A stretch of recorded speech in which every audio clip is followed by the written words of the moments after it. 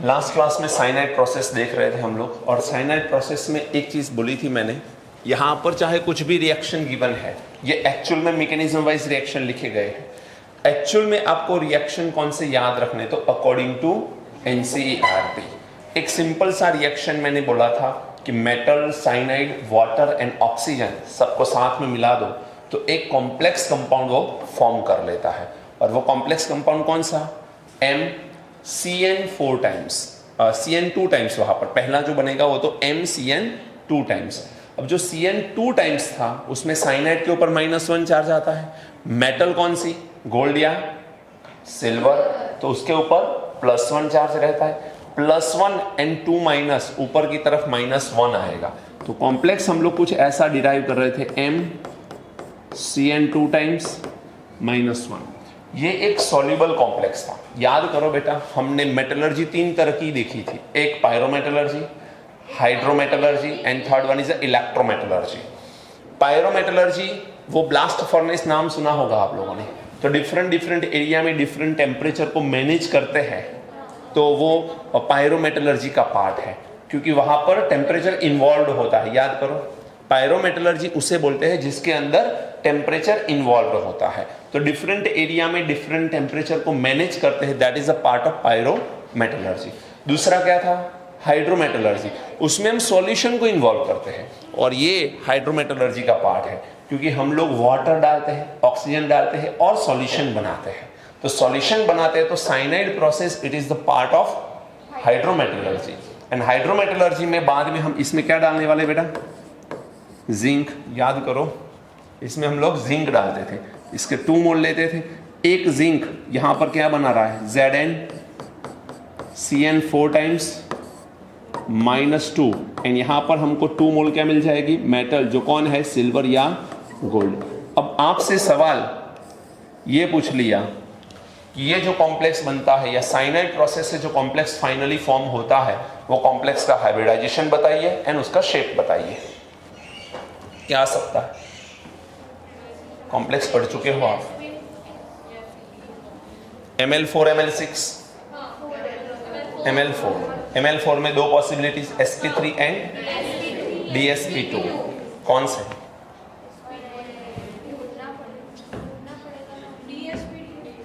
Y,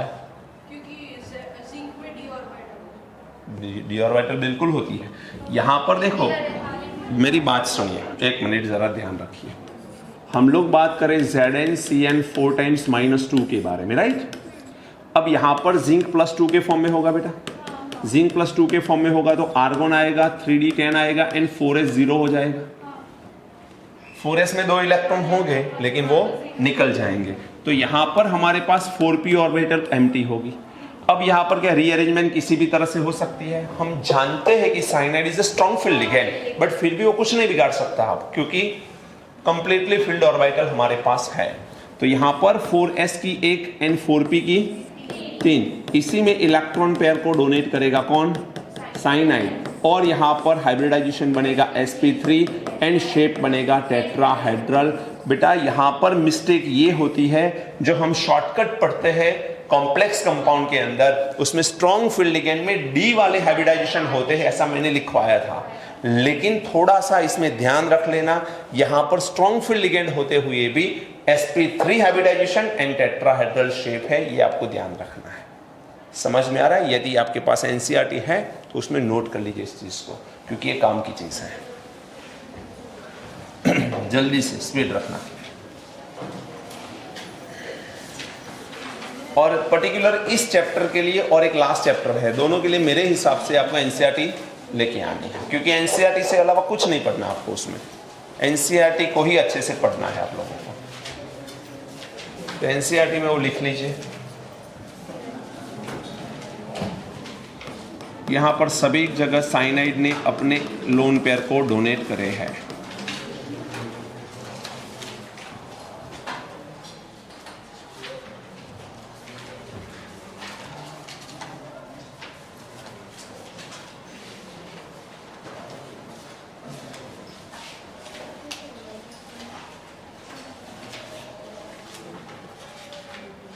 बहुत आगे निकल गया।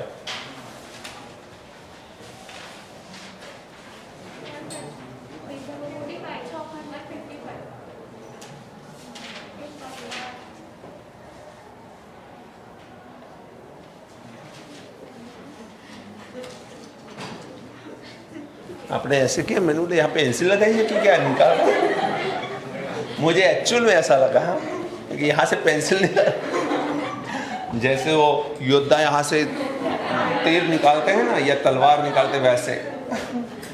चलिए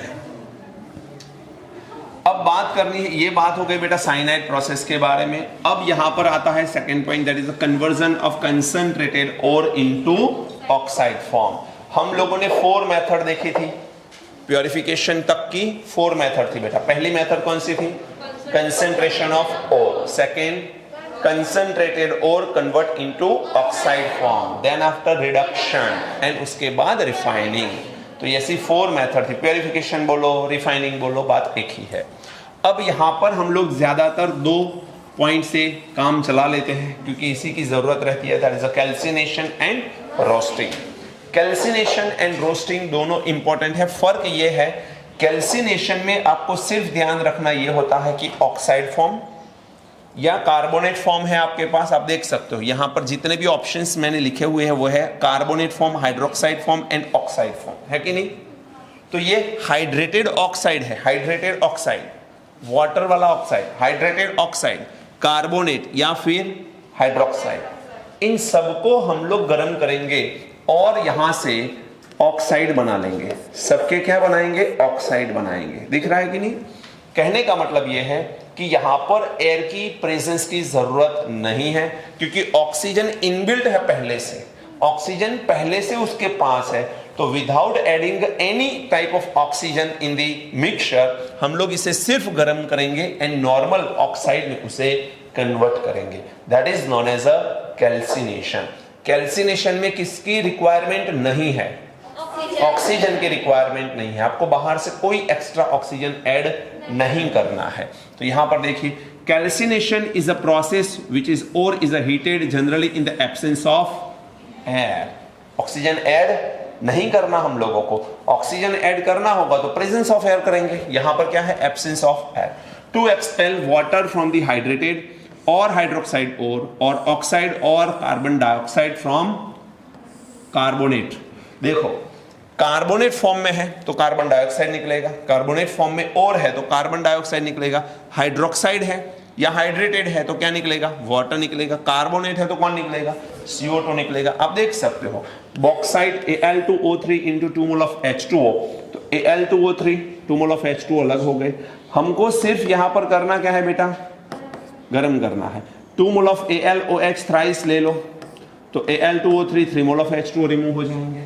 देन आफ्टर आप देखिए हेमेटाइट्स, हेमेटाइट्स का फॉर्मूला याद रखना है Fe2O3 into 3 mole of H2O, जिसमें Fe2O3 plus 3 mole of H2O remove हो जाएंगे। Then after limestone, calcium carbonate को आप गर्म करिए तो कैल्शियम ऑक्साइड एंड CO2 मिलेगा। देन सिडेराइट को गर्म करिए FeOCO2 मिलेगा। कैलेमाइन ZnCO3 है, ZnO प्लस CO2, इसे बोलते हैं सेरोसाइट। क्या बोलते हैं? सेरोसाइट। और सेरोसाइट PbCO3 है, इसको गर्म करेंगे तो PbO and CO2 and malachite green CuCO3 CuOH twice which can give us CuO CO2 and water। आपका टास्क यहां पर यह है कि ये सारे नेम एंड सारे फॉर्मूलाज आपको याद करने हैं। All the name and all the formula you must have to remember. आपको क्वेश्चन मिलेंगे ऐसे कि सेरोसाइट का फॉर्मूला क्या है, हेमेटाइट का फॉर्मूला क्या है, सिडेराइट का फॉर्मूला क्या है, ऐसे क्वेश्चंस मिलेंगे। मैंने जो PDF आपको भेजी उसमें लास्ट पे देखिए, लास्ट पेज के ऊपर ऐसी पूरी लिस्ट आपको बता रखी है, राइट? तो वो PDF नहीं मिली आप लोगों को? ये कहां से आए? सिंपल। चलिए, गुजराती मीडियम वालों को नहीं मिला है, चलिए आज मिल जाएगा। Advantages of calcination. कैल्सिनेशन से बेनिफिट क्या है? क्या क्या यहां पर तो दिख रहा है कि वाटर रिमूव हो गया, CO2 रिमूव हो गया, ऑक्साइड फॉर्म हो गया, ये तो एडवांटेजेस है ही। एग्जैक्ट एडवांटेजेस क्या है? मॉइस्चर इज रिमूव, यहां से पानी निकल जाता है। Second, organic matter is destroyed. यदि इसके अंदर कोई इंप्योरिटीज है ऑर्गेनिक तो इस टेम्परेचर पे वो एग्जिस्ट नहीं कर सकती, वो डिस्ट्रॉय हो जाती है। Then the hydroxide and carbonate ore are converted into their oxide. दिख रहे हैं हाइड्रोक्साइड है, कार्बोनेट है, तो किस में कन्वर्ट हो रहे हैं? ऑक्साइड में कन्वर्ट हो रहा है। The ore become porous and easily workable. Porous हो जाती है और तो होगा क्या कि बहुत आसानी से जब मेल्ट कर सकते हैं, उसका रिडक्शन आसान हो जाएगा, क्योंकि रिड्यूसिंग एजेंट के लिए जगह बच जाती है, पोरस है तो, और आसानी से वो रिएक्शन कैरी कर जाते हैं। अंडरस्टूड? तो this is all about the calcination. अब हमको नेक्स्ट पॉइंट पे आना है, that is the roasting. Roasting and calcination में एक बेसिक सा फर्क ये है कि रोस्टिंग में हम लोग बाहर से एयर का सप्लाई करेंगे, क्योंकि इनबिल्ट जो मेटल की ओर है उसमें इनबिल्ट ऑक्सीजन नहीं है, तो हमें ऑक्सीजन को बाहर से ऐड करना पड़ेगा। लेकिन यहां पर ज्यादातर केस में जो ओर मिलती है वो सल्फाइड ओर होती है। मैं बोल रहा हूं मेजोरिटी केस में, मेजोरिटी केस में जो ओर होगी वो सल्फाइड ओर होगी। अब PbS है मान लो, HgS है मान लो, Cu2S है। अब प्रॉब्लम क्या होगा कि इनके पास ऑक्सीजन नहीं है, हमको ऑक्साइड फॉर्म में कन्वर्ट करना है तो ऑक्सीजन तो देना पड़ेगा, और हम लोग बाहर से क्या ऐड करेंगे? एयर ऐड करेंगे। The removal of excess sulphur containing in sulphide ore in the form of SO2 by heating an excess of air, it is called roasting. क्या बोल रहा है ये कि हमारे पास सल्फाइड की ओर है जिसके अंदर जो सल्फर है उसे हम सल्फर के ऑक्साइड के फॉर्म में बाहर निकालना चाहते हैं इन द फॉर्म ऑफ SO2। कभी कभी SO3 भी होता है, इसमें मेजोरिटी केस में SO2 होता है। तो हम लोग उसके लिए एयर ऐड करेंगे, उसे गर्म करेंगे, एंड सल्फर किस में कन्वर्ट हो जाएगा? उसके ऑक्साइड के अंदर कन्वर्ट हो जाएगा। देख सकते हो आप लोग यहां पर, the concentrated sulphide ore is a heated reverberatory furnace. Furnace का नेम आपको टिक मार्क करना है इसमें, रेवेरबरेटरी फर्नेस नेम है फर्नेस का। जैसे ब्लास्ट फर्नेस एक टाइप की फर्नेस है, वैसे ही ये रेवेरबरेटरी फर्नेस है। यहां पर ये ट्रू एंड फॉल्स स्टेटमेंट जब आते हैं ना तो उसमें फंस जाते हैं बच्चे। ये बहुत अच्छा स्टेटमेंट है। Below its melting point in the presence of an excess of air. हम लोग जो मेटल है, मेटल के बॉइलिंग पॉइंट से नीचे गर्म करेंगे, below the boiling melting point, sorry, metal के मेल्टिंग पॉइंट के बिलो हम लोग गर्म करेंगे। ऐसा नहीं कि उसे भी मेल्ट कर दिया। समझ में आ रहा है कि नहीं? होगा क्या, मेल्ट करने हुए तो सल्फर भी कुछ अमाउंट में उसके साथ रह जाता है, तो हम नहीं चाहेंगे कि सल्फर वहां पर रह जाए। तो below the melting point of the metal हम लोग उसे ऑक्सीजन की प्रेजेंस में गर्म करेंगे, पूरा सल्फर डाइऑक्साइड के फॉर्म में निकल जाए, ऐसा ट्राई करेंगे। With or without the addition of an external substance. हो सकता है कभी कभी बाहर से कोई सब्सटेंस ऐड करने की जरूरत पड़ जाए, जैसे कि स्लेग नाम सुना होगा आपने। स्लेग नाम सुना है? 10th में नहीं सुना क्या? हाँ, आयरन का स्लेग आता था, फिर कॉपर का भी, कॉपर के ऊपर भी स्लेग आता था, एल्यूमिनियम के ऊपर भी स्लेग लगाते थे। तो रीजन थे उसके पीछे कि उसका ऑक्सीडेशन ना हो जाए। देखिए ZnS है आपके पास, ऑक्सीजन की प्रेजेंस में zinc oxide and sulphur dioxide बन सकता है। यदि यहां पर 3 मोल एंड 2 मोल मींस 2:3 से जुड़े ZnS एंड ऑक्सीजन, तो ये ZnOSO2 बना लेते हैं। बट यदि 1:2 से जुड़ जाए, वो हमारे पास ऑप्शन नहीं होता, वो तो अंदर वो अपने आप जुड़ते हैं ना। तो हो सकता है कि वो ZnS 2 मोल ऑफ ऑक्सीजन से जुड़ जाए, तो क्या बना लेंगे? ZnSO4, और उसको गर्म करेंगे तो क्या बनेगा? Zinc oxide and SO3। तो यहां पर SO3 गैस भी रिमूव हो सकता है, SO2 गैस भी रिमूव हो सकता है।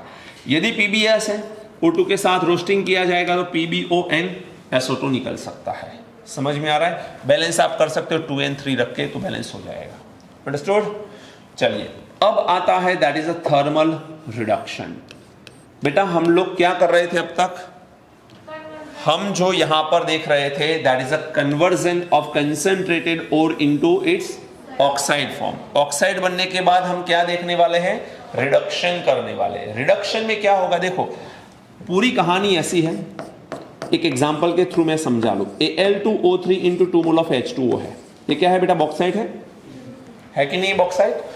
हम लोग इसके साथ कोई ना कोई इंप्योरिटीज रहती थी, जैसे कि Fe2O3 थी, या फिर वो कभी कभी FeO भी हो सकती है, एंड SiO2। ये इंप्योरिटीज थी कि नहीं?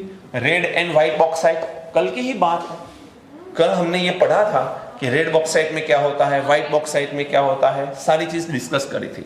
तो पहले स्टेप में हम इसे रिमूव करेंगे, पहले स्टेप में हम इसे रिमूव करेंगे, और इसे रिमूव करेंगे तो ये और बन गए कंसंट्रेटेड ओर। बोलो, थोड़ा सा मूड रखिए। कंसंट्रेटेड ओर बने कि नहीं? मान के चलो बेटा ये पूरा मिला के 1000 टन है। कितना? 1000 टन। ये मैंने निकाल दिया, बच गया 600 टन। तो सीधी सी बात है कि अमाउंट जो है वो जो भी बची, किसकी बची? तो ये कंसेंट्रेटेड और बनी कि नहीं? जो इंप्योरिटीज थी उसे मैंने हटा दिया। अब जो ये बचा है उसमें से मुझे सबसे पहले वाटर को निकालना होगा। एंड वाटर निकालने के लिए हम लोग क्या करेंगे? Oxide formation. Oxide formation means ये वाटर को रिमूव करेंगे तो यहां पर डिहाइड्रेशन होगा। डिहाइड्रेशन मींस उसे बोलेंगे कैल्सिनेशन। कैल्सिनेशन से हमने वाटर को रिमूव कर दिया। वाटर को रिमूव कर दिया तो फिर अब मुझे एक्स्ट्रा ऑक्सीजन को हटाना है। हमारा एम क्या है कि मेटल तक पहुंचो। अब मेटल तक पहुंचने में मेरे पास अभी क्या है? तो ऑक्सीजन हटाना है मुझे बेटा। ऑक्सीजन हटाने के लिए मैं क्या करूंगा? रिडक्शन। तो यहां पर से रिडक्शन करूंगा तो ये हटेगा। लेकिन दैट डजंट मीन कि एल्यूमिनियम बच गया जो प्योर है। अभी एल्यूमिनियम के अंदर भी कुछ मेटल होगी छुपी हुई जिसे हम रिफाइनिंग से रिमूव करेंगे। समझ में आ रहा है कि नहीं? तो Al2O3 मेटल के साथ दूसरी कुछ इंप्योरिटीज मेटल के फॉर्म में ही ज्यादातर केस में रहती है। उसे रिमूव करने के लिए हम लोग क्या करेंगे? रिफाइनिंग करेंगे। तो हम लोग यहां पर कौन से स्टेप पे आए हैं? रिडक्शन। मींस मुझे इस ऑक्सीजन को हटाना है। फिर भी ध्यान रखना जरूरी कि जो मेटल मिलेगी वो प्योर होगी। उसके अंदर और भी मेटल इम्प्योर फॉर्म में हो सकती है। कितने लोग समझ पा रहे हैं? गुड। तो अब देखिए हम लोग यहां पर some less stable metal oxide further decomposed into metal and oxygen। ये less stable metal oxide है। अब कैसे पता चलेगा कि ये less stable है? इलेक्ट्रोकेमिस्ट्री के लेक्चर मैंने जो बताए थे वो अच्छे से देखे हैं आप लोगों ने? तो एक वर्ड मेरे मुंह से आपने सुना होगा, छापा मेटल। छापा मेटल सुना है कि नहीं? वो छापा metal that is a less stable. याद रखना। सो सम लेस स्टेबल, उसमें सिल्वर आता था, मर्क्यूरी आता था, तो इसे बोलते थे ये लेस स्टेबल मेटल ऑक्साइड। ये लेस स्टेबल मेटल ऑक्साइड है। छापा मेटल के ऑक्साइड कैसे होते हैं? Less stable. आप नोट करके लिख सकते हो वहां पर। छापा मेटल के ऑक्साइड लेस स्टेबल होते हैं।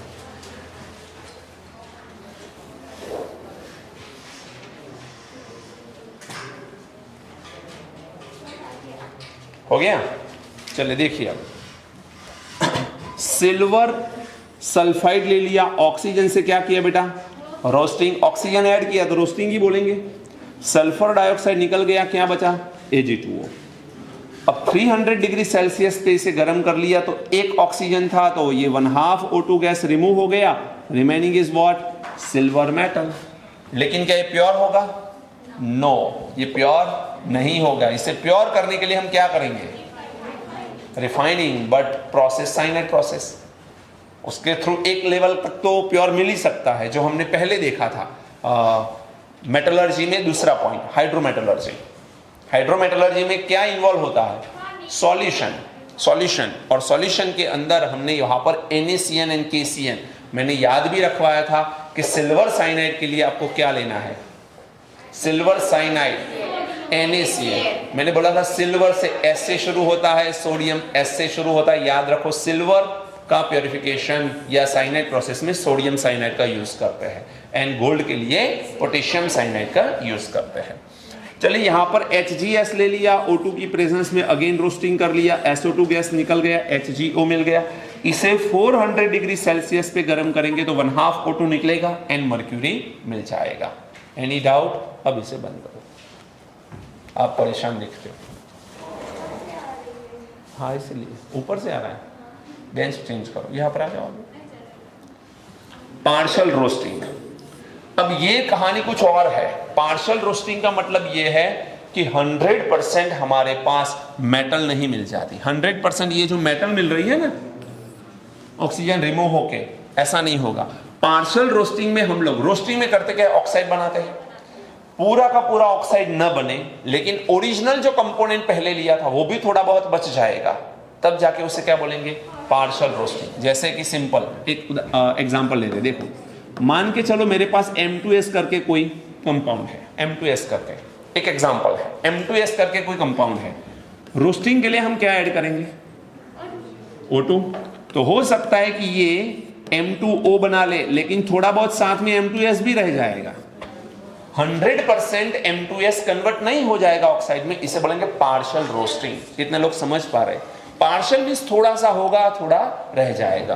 तो यहां पर देखिए CuFeS2, CuFeS2 हमने क्या डाला? O2। O2 डाल के जो रिएक्शन करते हैं ऑक्साइड में कन्वर्जन, उसे क्या बोलते हैं? रोस्टिंग। तो ये रोस्टिंग होगा, लेकिन रोस्टिंग पहले स्टेप में नहीं होता है। देखिए क्या बन रहा है? Cu2S FeS SO2, सिर्फ सल्फर ऑक्सीजन के साथ चला जाता है एंड SO2 बना लेता है। बाकी Cu एंड Fe जो है वो सल्फर के साथ ही है। अब और ऑक्सीजन हम ऐड करेंगे, यहां पर ज्यादा और ऑक्सीजन ऐड करेंगे तो ये जो Cu2S है वो Cu2O में कन्वर्ट होगा, FeS है वो FeO में कन्वर्ट होगा, बट नॉट 100%, थोड़ा बहुत वो रह जाएगा। तो Cu2S FeS Cu2O and Fe, इनका हमें मिक्सचर मिलेगा जो आफ्टर रोस्टिंग मिक्सचर है। ये इसे बोलेंगे पार्शियल रोस्टिंग। क्यों पार्शियल बोलेंगे बेटा? क्योंकि 100% Cu2S एंड FeS इसमें कन्वर्ट नहीं हुए, ऑक्साइड में कन्वर्ट नहीं हुए 100%। हो सकता है कि 90% तक कन्वर्ट हो, हम नहीं जानते, बट 90% तक कन्वर्ट हो तो 10% भी ये सल्फाइड रह जाएंगे। दैट मीन्स इसे बोलेंगे पार्शियल रोस्टिंग। क्लियर है बेटा? तो ये पार्शियल रोस्टिंग का पार्ट है। चलिए, देन आफ्टर पॉइंट आता है रोस्टिंग इन Fe मेटलर्जी। अब मेरे हिसाब से इसे रोस्टिंग नहीं बोलेंगे, हम कैल्सिनेशन बोलेंगे, लेकिन सालों से Fe के लिए ऑक्साइड और कार्बोनेट फिर भी बोलते क्या है? रोस्टिंग बोलते हैं। एक्चुअली वो क्या है? हाँ, दोनों केस में एक चीज तो कॉमन है कि ऑक्साइड ही बनेंगे। हाँ, दोनों में फर्क ये है कि वो सल्फाइड की ओर को ऑक्सीजन डाल के ऑक्साइड करते थे रोस्टिंग के अंदर। कैल्सिनेशन में तो कार्बोनेट फॉर्म होता है, नॉर्मल ऑक्साइड फॉर्म होता है, हाइड्रेटेड फॉर्म होता है या हाइड्रोक्साइड फॉर्म होता है। हम उसे गर्म करके किस में कन्वर्ट करते थे? ऑक्साइड में कन्वर्ट करते थे। तो देखिए बेटा, Fe2O3, ये थोड़ा सा लिखने में मिस्टेक है। Fe2O3 जो है वो एक्चुअल में Fe2O3 के साथ FeO का मिक्सचर। अब इसमें Fe का ऑक्सीडेशन नंबर बताइए मुझे। +2, वेरी गुड। और इसमें Fe का नंबर +3। तो +3 एंड +2 दोनों फॉर्म में Fe यहां पर अवेलेबल होगा। अब जब Fe3O4 लिखते हैं हेमेटाइट, देखिए बेटा, हेमेटाइट ये हो गया, मैग्नेटाइट ये हो गया, और सिलिराइट ये हो गया। समझ में आ रहा है? हाँ, ये हेमेटाइट है Fe2O3 FeO, यहां पर है Fe3O4। अब मेरे पास Fe3O4 है तो वो Fe2O3 एंड FeO का मिक्सचर ही है। तो इसका मिक्सचर ही है, हम जानते हैं। नो डाउट हम एवरेज ऑक्सीडेशन नंबर निकालते हैं। Fe का यहां पर एवरेज ऑक्सीडेशन निकालते हैं, वो होता है 8/3। 8/3 आता था, याद है कि नहीं? लेकिन एक्चुअल में कहानी क्या है? Fe2O3 एंड FeO मींस एक +3 वाले दो है और एक +2 वाला है। तो हेमेटाइट के अंदर मैग्नेटाइट छुपा हुआ है या मैग्नेटाइट के अंदर हेमेटाइट छुपा हुआ है, बोल सकते कि नहीं बोल सकते? क्योंकि दोनों कंबाइंड है एक्चुअल में। क्लियर? एंड सिडेराइट है, सिडेराइट को आप गर्म करोगे तो किसमें कन्वर्ट होगा? FeONCO2, ऑक्साइड बन गया कि नहीं? समझ में आ रहा है? FeCO3 को गर्म करेंगे, FeONCO2 निकल रहा है, हम ऑक्साइड बना रहे हैं। चलिए, रोस्टिंग दूसरा वाला, यहां पर देखो, to prevent wastage of Fe as a slag in a reduction step. Reduction step के अंदर हमको Fe जो है, देखिए Fe एक ऐसा एलिमेंट है जो मोल्टन स्टेट में होता है तो ऑक्सीजन के साथ ज्यादा लगाव होता है उसका, मोल्टन स्टेज में। अब जितनी आयरन की फैक्ट्रीज है वहां पर जो रॉड बनते हैं आयरन के, उससे पहले वो मोल्टन स्टेट में तो आता ही होगा आयरन, बहुत हाई टेम्परेचर पे। अब यदि वो ओपन है एनवायरनमेंट के अंदर तो होगा क्या कि ऑक्सीजन के साथ वो बहुत अच्छे से मिल जाता है और उसका कोरोजन हो सकता है। वहीं पर कोरोजन हो जाएगा तो strength of iron rod will be decreased.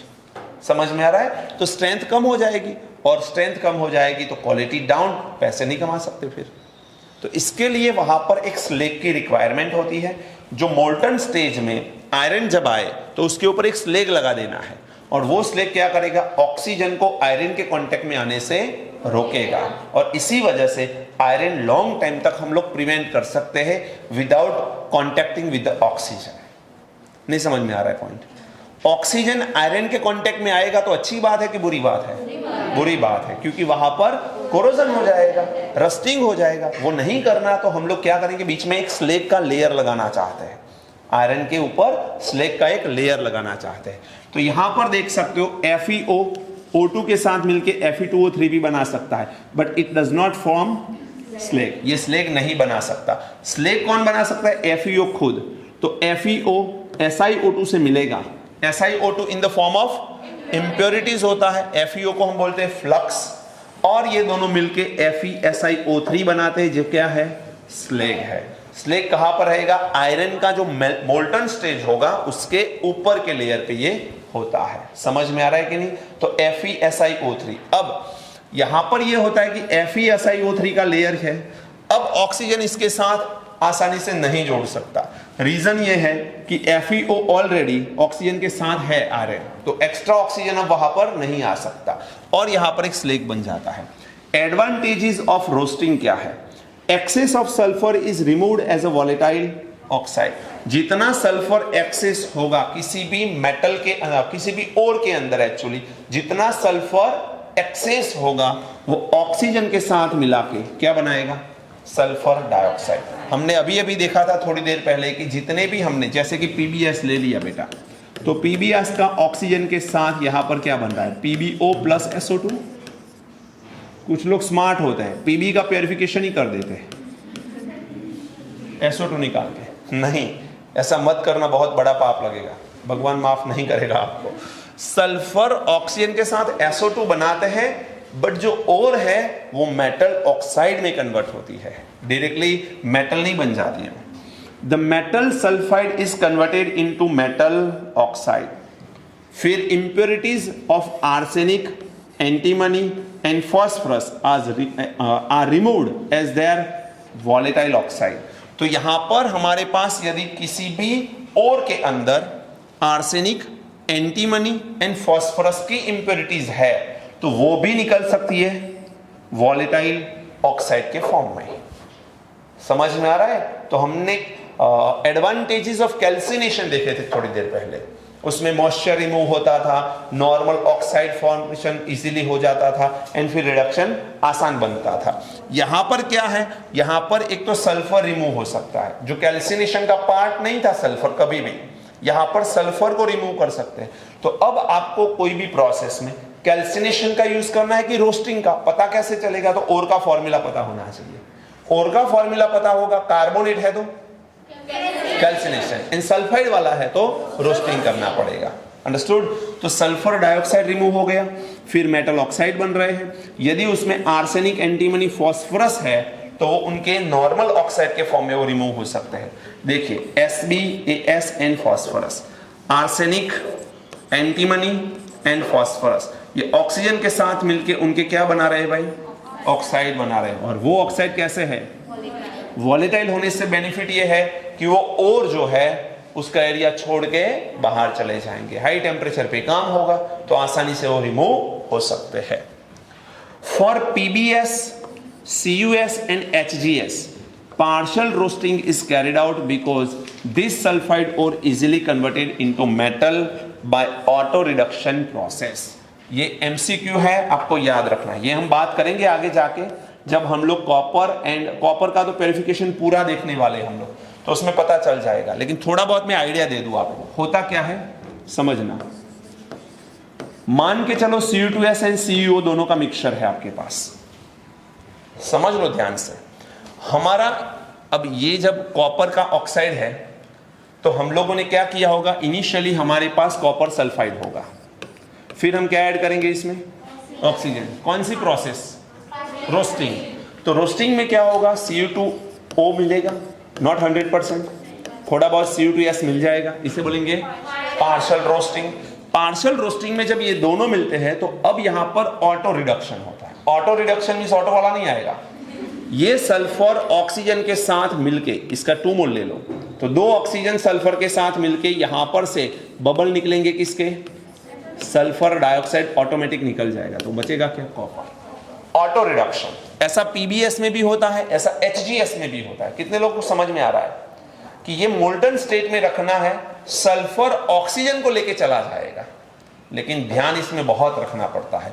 इसमें ध्यान ये रखना होता है कि क्यूप्रस ऑक्साइड जो है वो ज्यादा प्रपोर्शन पे रहना नहीं चाहिए। कैलकुलेशन करके हमें प्रपोर्शन सेट करना होता है, क्योंकि यदि दोनों में से किसी एक का भी प्रपोर्शन बढ़ गया तो प्योर कॉपर के अंदर उसका थोड़ा बहुत प्रपोर्शन रह जाएगा, और प्रपोर्शन रह जाएगा तो quality of copper will be decreases.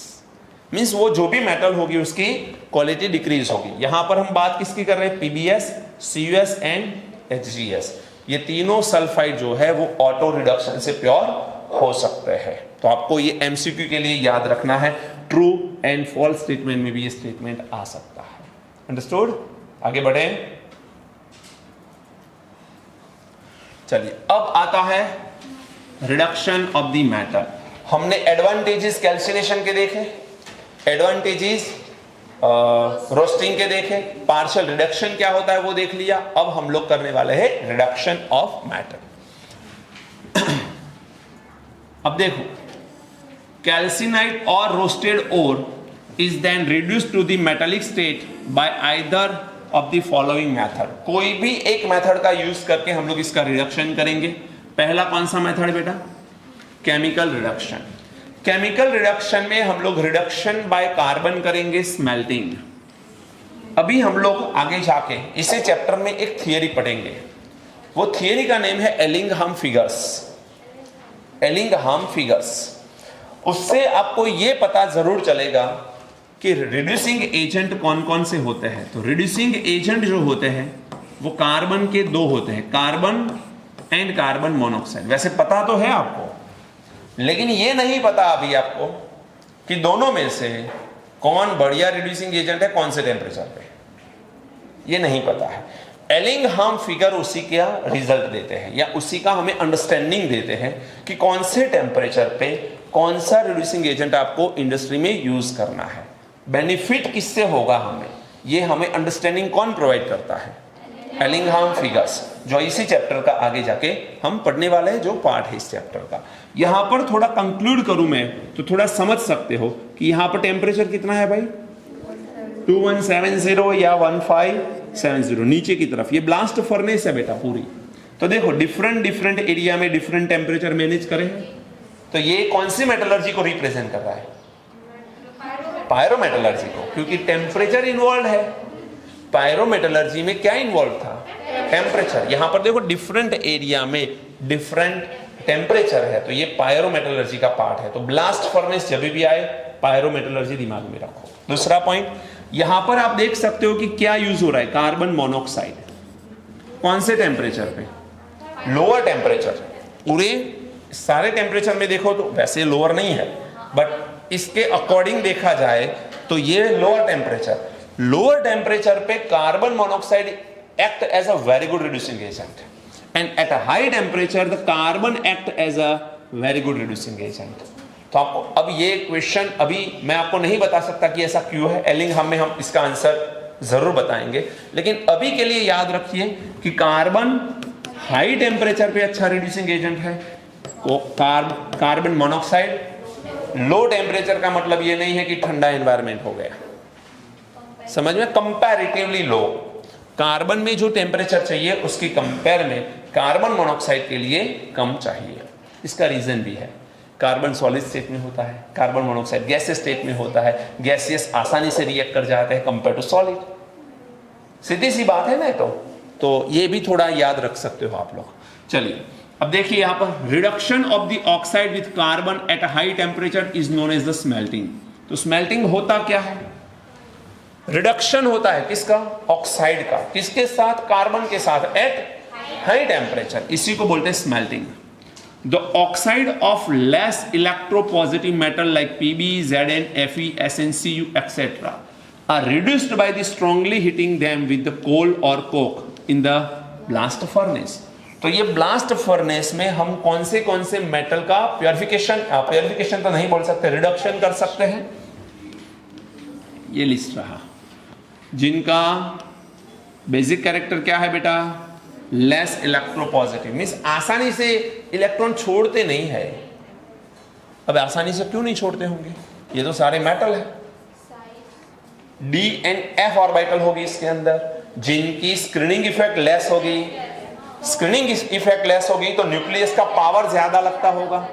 हमें स्क्रीनिंग इफेक्ट का ऑर्डर पता है बेटा, एस पी डी एफ। अब ये सारी ऐसी मेटल है जिसके आउटर शेल के बीच में डी आएगा, एफ आएगा, तो न्यूक्लियस का अट्रैक्शन आउटर शेल में कैसा लगेगा, ज्यादा, तो आसानी से वो इलेक्ट्रॉन रिमूव नहीं करेंगे। इसीलिए हम बोलते हैं these are the less electropositive matter.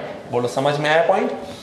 Are reduced by the strongly heating with coal और कोक, मींस कार्बन।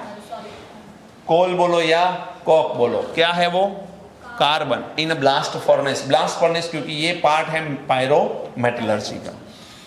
करना क्या है, मेटल ऑक्साइड लेना है, कोक ले लो, फ्लक्स ले लो, क्या होगा, मेटल CO2 एंड स्लैग बनेगा। ये जो फ्लक्स है वो स्लैग बनाने में यूजफुल होता है। दूसरा, फ्लक्स का दूसरा रूल पता है किसी को?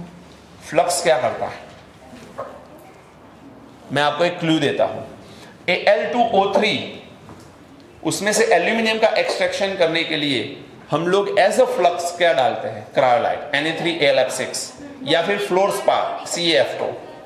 सवाल ये है कि वो करता क्या है, वेरी गुड, मेल्टिंग पॉइंट को डिक्रीज करता है। मींस जो ओरिजिनल सब्सटेंस है Al2O3 उसका मेल्टिंग पॉइंट करीबन 2000 डिग्री सेल्सियस है, करीबन, एग्जैक्ट नहीं बोल रहा बट नजदीक है 2000 डिग्री सेल्सियस का। अब 2000 डिग्री से 900 तक वो लेके आता है, तो ऑलमोस्ट हाफ कर लेता है। तो अच्छी बात है क्योंकि एनर्जी कम चाहिए, कम फ्यूल लगेगा, पैसे का खर्च कम होगा, एक्सपेंस कम हो सकता है। तो इंडस्ट्री में तो यही सारी चीजें देखी जाती है। समझ में आ रहा है कि नहीं? गांधी जी बहुत चलते हैं इंडस्ट्री में नोट के ऊपर। चलिए, reduction in a blast furnace, यहां पर रिएक्शंस दिखे। ये रिएक्शंस तो आप समझ सकते हो, कोई बड़ी बात नहीं है। Fe2O3 को CO से मिला दिया, Fe3O4 बन गया, CO2 बन गया। Fe3O4 आ गया यहां पर अगेन, ये Fe3O4 को CO से मिला दिया, Fe बन गया। CaCO3, CO प्लस क्या बना रहा है, CO2 बना रहा है। अब CaO के साथ इंप्योरिटीज कौन आएगी, क्या बना, स्लैग, SiO2, ये हो गया यहां पर फ्लक्स। हेलो, समझ में आ रहा है? SiO2 क्या बन रहा है यहां पर, फ्लक्स, जो CaO से मिलके क्या बना रहा है, CaSiO3। अब यहां पर हमारे पास आयरन कौन से फॉर्म में है, FeO के फॉर्म में। थोड़ा समझो, मैं यहां पर समझाना यह चाहता हूं क्योंकि यहां से क्वेश्चंस आते हैं। कुछ चीजें ऐसी है जो आपको समझनी है।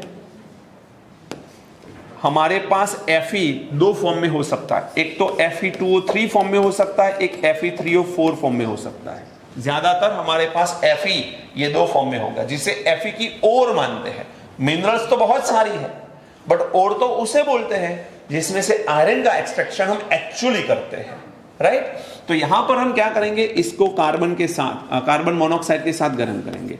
तो ये Fe2O3 भी किस में कन्वर्ट होगा, Fe3O4 में।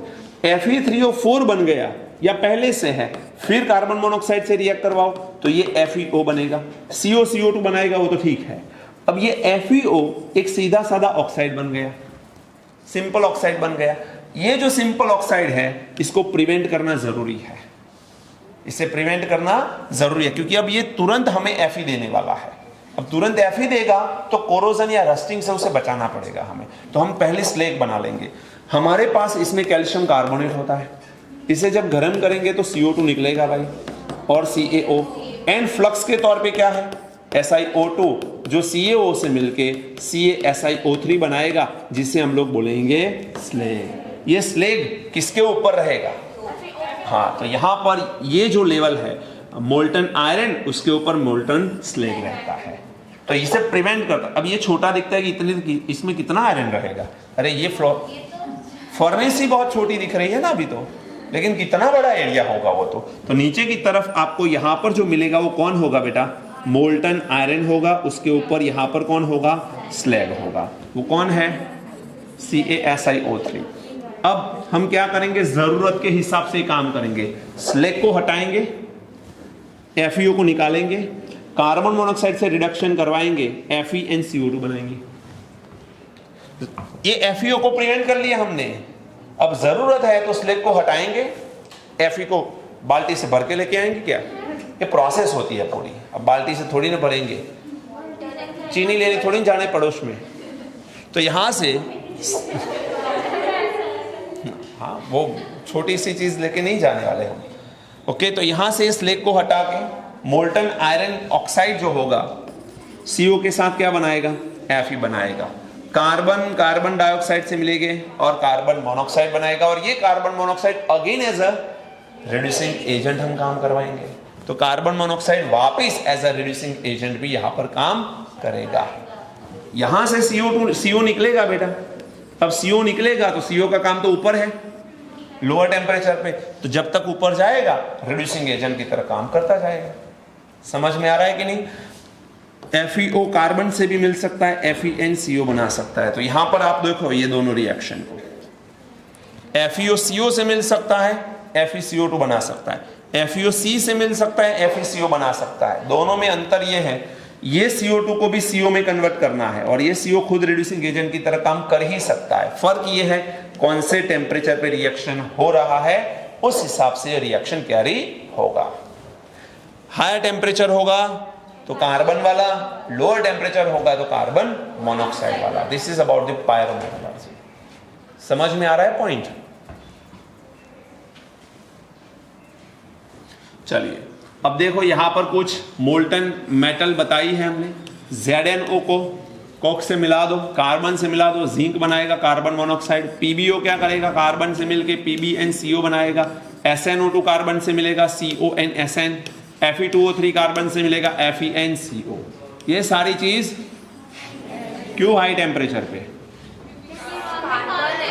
क्योंकि कार्बन है और कार्बन हाई टेम्परेचर पे होता है, सॉलिड स्टेट है और वो हाई टेम्परेचर पे अच्छा रिड्यूसिंग एजेंट होता है। अब कार्बन मोनोऑक्साइड आ गया, Fe2O3, PbO, SnO2 इसी में से डाले ना हमने, बट ये सारे कार्बन मोनोऑक्साइड से भी रिड्यूस हो सकते हैं। कहानी में कोई अंतर नहीं है, यहां पर CO मिलता था, यहां पर CO2 मिल रहा है। ये लो टेम्परेचर है। मैंने बोला एलिंघम से आपको एग्जैक्ट पता चलेगा कि ऐसा हो क्यों रहा है, बट अभी के लिए तो आपको याद रखना पड़ेगा। समझ में आ रहा है? चलिए, flux substance used to convert non fusible impurities into fusible one.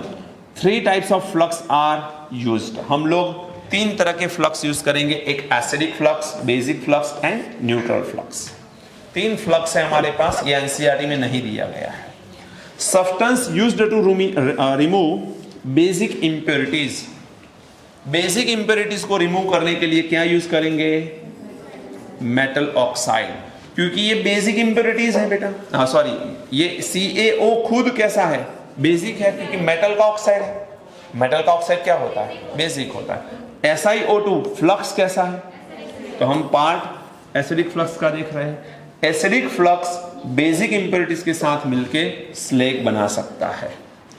Acidic flux are non metal oxide, SiO2, P2O5 etcetera.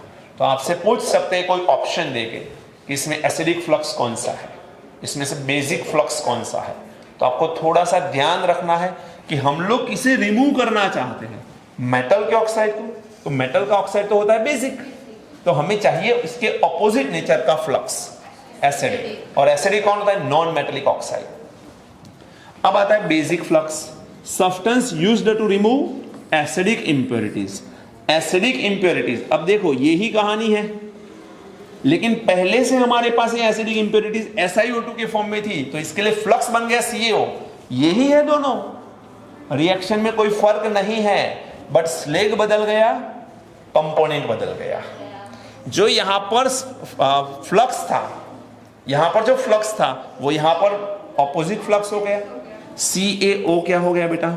Basic flux, क्योंकि उसका बेसिक नेचर था। इसका नेचर, यदि हमारे पास इंप्योरिटीज एसिडिक होगी तो हमें फ्लक्स बेसिक चाहिए, हमारे पास बेसिक इंप्योरिटीज होगी तो फ्लक्स एसिडिक चाहिए। तो यही रिएक्शन है, स्लेग दोनों में सेम मिल रहा है, फर्क यह है दोनों में अलग अलग फ्लक्स है। कितने लोग समझ पा रहे हैं? फ्लक्स का रोल अलग अलग हो गया। Basic flux are metal oxide like CaO, MgO etc. Then after neutral flux, substance used in an electrolytic reduction to decrease the fusion temperature and to increase the conductivity of the solution by providing free ions. ये ऐसे हैं जो देखिए flux का role क्या होता है। हम लोग एनोड एंड कैथोड डालेंगे बेटा, क्योंकि अब बात आ रही है प्योरिफिकेशन रिफाइनिंग के बारे में। तो एनोड एंड कैथोड डालेंगे, वहां पर इलेक्ट्रिसिटी का कंडक्शन तो तभी हो सकता है जब आयंस फ्री होंगे, क्योंकि सॉल्यूशन की बात है। सॉलिड स्टेट में आयंस फ्री होते हैं क्या? हम जानते हैं ये चीज कि in ionic compound ion are exist even in a solid state, but they are not a conductor, क्योंकि फ्री आयन नहीं है। तो हमको तो फ्री आयन चाहिए। फ्री आयन के लिए हम एक्स्ट्रा बाहर से फ्लक्स डालते हैं जो हमें ज्यादा आयंस बना के देते हैं। तो ज्यादा आयंस बना के देंगे तो इससे क्या फर्क पड़ेगा बेटा? इंक्रीज द कंडक्टिविटी, इलेक्ट्रिसिटी जल्दी से पास हो जाएगी और काम हमारा जल्दी हो जाएगा। एग्जाम्पल हो सकता है Na3AlF6 that is a cryolite, fluorspar CaF2 and CaCl2, ये कोई भी यूज कर सकते हैं। समझ में आया? तो इसमें हमें कैरेक्टर सिर्फ ये देखना है कि हमको कौन जल्दी से आयन देता है। न्यूट्रल फ्लक्स में क्या देखते हैं हम? आयंस कौन जल्दी से देगा जिससे हमारी क्या बढ़ जाए? कंडक्टिविटी। और ये दोनों में कुछ अलग देखते हैं हम लोग। अंडरस्टूड? चलिए अब आता है smelting in a copper metallurgy. Copper metallurgy के अंदर स्मेल्टिंग क्या होता है हम पहले ही देख चुके कि हमारे पास ये पूरा मिक्सचर है। कैसे? पार्शियल रिडक्शन किया था हमने। बात तो एक ही है, क्योंकि हमारे पास एक्चुअल में होता क्या था? Cu2s और FeS। अब Cu2s एंड FeS, तो अब सल्फर को हटाएंगे, ऑक्सीजन को ऐड करेंगे बेटा। सल्फर डाइऑक्साइड के फॉर्म में सल्फर तो निकल जाएगा, लेकिन यहां पर हमारे पास Cu2O बनेगा, FeO बनेगा, लेकिन 100% नहीं बनता। तो थोड़ा बहुत हमारे पास Cu2s बचेगा एंड देन आफ्टर FeS भी बचेगा। तो ये मिक्सचर है जो पार्शियल रोस्टिंग का पार्ट था। क्लियर? अब हम लोग इसमें से Cu2s, FeS में से भी सल्फर को हटाना चाहेंगे।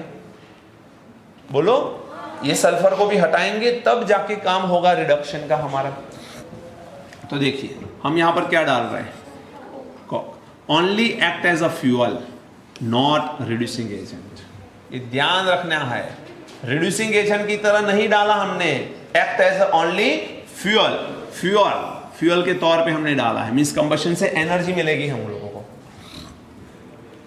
SiO2 फ्लक्स के तौर पे डाला। कहां पर काम हो रहा है? ब्लास्ट फर्नेस के अंदर।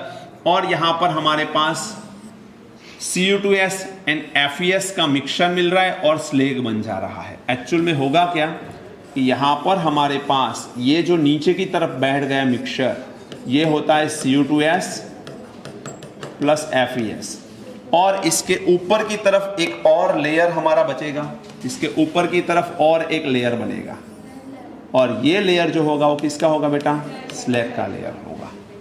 समझ में आ रहा है? तो यहां पर हुआ क्या? ये दोनों Cu2s आएगा। हाँ, ये Cu2s and FeS as it is रहे, देखो कोई चेंज नहीं हुआ है। लेकिन ये ऑक्साइड किस में कन्वर्ट हो गई? SiO2 के साथ स्लैग में कन्वर्ट हो गए, और वो स्लैग हमारा पास इसके ऊपर आ गया, स्लैग इसके ऊपर आ गया। तो अभी हम किसे प्रिवेंट कर रहे हैं? Cu2s FeS को। अभी हम कुछ ऐसा करेंगे कि Cu2s एंड FeS ऑक्साइड में कन्वर्ट हो जाए। तो इसके लिए देखिए, ध्यान रखना, MS मीन्स कोई भी मेटल का ये सल्फाइड है। देखना बहुत इंटरेस्टिंग पार्ट है। कोई भी मेटल का सल्फाइड है, कार्बन के साथ मिलके क्या बना रहा है? CS2 एंड मेटल यहां पर मिल रही है। बट डेल्टा जी कैसा है? पॉजिटिव है। मीन्स ये रिएक्शन नॉन स्पॉन्टेनियस, और नॉन स्पॉन्टेनियस रिएक्शन एक्चुअल में अच्छे रिएक्शन नहीं होते हैं, क्योंकि वो हमें ज्यादा इल्ड नहीं दे सकते। हमें बहुत मेहनत करनी पड़ती है, ज्यादा एक्सपेंसिव रिएक्शंस होते हैं। कोई भी रिएक्शन में यील्ड बढ़ाने के लिए हम उस रिएक्शन को मैनेज इस तरह से करते हैं कि उसकी डेल्टा जी की वैल्यू नेगेटिव आ जाए। अब यहां पर ये रिएक्शन में कार्बन डाला, हमने देखा कि भाई चलो ये Cu2s में कार्बन डालो, ये दोनों को मिला के CS2 बना लो, इसमें कार्बन डालो, इसको मिला के CS2 बना लो, कॉपर एंड आयरन मिल जाएगा। लेकिन वो काम किया नहीं, वो तरीका काम नहीं किया। क्यों नहीं किया? क्योंकि डेल्टा जी पॉजिटिव था ना। अरे मैंने यहां पर मेटल सल्फाइड लिखा ये दोनों को रिप्रेजेंट करने के लिए। नहीं समझ में आ रहा है आपको? आया? डेल्टा जी की वैल्यू पॉजिटिव, तो ये तो तरीका काम में नहीं आने वाला। तो बचा कौन अब? तो हमारे पास ये दोनों का मिक्सचर। अब स्लेग के अंदर ऑक्साइड है कि नहीं, और इसके अंदर सल्फाइड है। अब दोनों मिलेंगे, क्या करेंगे? देखो Cu2O FeS से मिलेगा। इसका भी रीजन है, आयरन को ऑक्सीजन से ज्यादा प्यार है एंड कॉपर को सल्फर से। कॉपर जितना सल्फर के साथ जुड़ सकता है आसानी से, उतना ऑक्सीजन से नहीं जुड़ सकता। एंड आयरन जितना ऑक्सीजन के साथ आसानी से जुड़ता है, उतना वो सल्फर से नहीं जुड़ता। तो जब तक 100% आयरन सल्फाइड आयरन ऑक्साइड में कन्वर्ट नहीं हो सकता, तब तक आगे रिएक्शन कोई होगा ही नहीं, क्योंकि आयरन को किसके साथ रहना पसंद है? ऑक्सीजन के साथ। तो होगा क्या? Inter exchange. ऑक्सीजन किसके साथ चला गया? आयरन के साथ। सल्फर किसके साथ आ गया? रीजन जिसे जिसके साथ अच्छा लगता है उसके साथ रहेगा। सिंपल सी बात है, सीधी सी बात है ना मेरी। FeO SiO2 ये दोनों मिलेंगे और FeSiO3 क्या बना रहे? स्लैग बना रहे। जो स्लैग हमने यहां पर ऊपर रखा था वो समझ में आया? तो ये FeO किसके साथ रिएक्शन कर रहा है? SiO2 के साथ, स्लैग के फॉर्म में। देखो स्लैग बनेगा तो फ्लक्स के बिना थोड़ी ना बनेगा। स्लैग बनेगा तो फ्लक्स तो होगा ना साथ में। फ्लक्स कौन है? SiO2 किसके साथ? FeO के साथ। ये FeO आया कहां से? तो थोड़ा बहुत तो पहले से था, थोड़ा बहुत पहले से था, फिर बाद में भी बना। कैसे? ये सल्फर, ये जो सल्फर है, ये सल्फर इसने छोड़ दिया।